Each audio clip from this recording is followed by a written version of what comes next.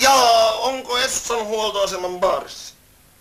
No kuulkaa, täällä puhuu johtaja Edelström. Päivää.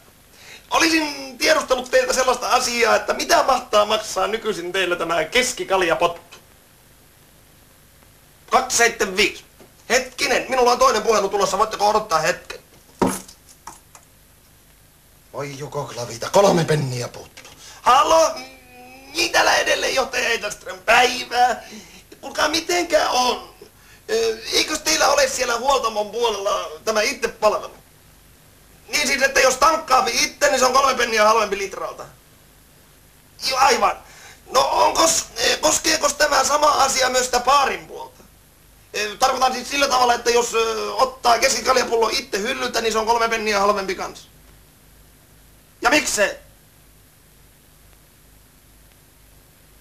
Miksei? Kuka eipä siellä ollenkaan selitetä. Minä tunnen henkilökohtaisesti erittäin hyvin tämän Esson pääjohtajan, tämän Veijo Esson. Tästä voi tulla teille, kuulkaa, valitus vielä.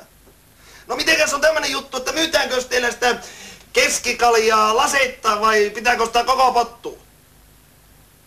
Vai niin, mutta tämähän on kytkykauppaa. Tästä voi tulla, kuulkaa, syyte.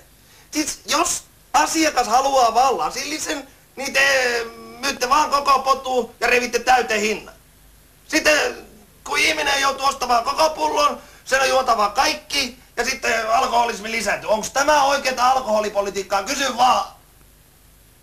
Niin, no hyvä, teetäänpä sillä lailla, että minä tulen sinne teidän huoltoasemalle, repäisen koko pullon naamaa ja sitten kännipäissä hajottelen koko meininki. Mitä? Ollaanko sitten onnellisemmat? Kysy vaan.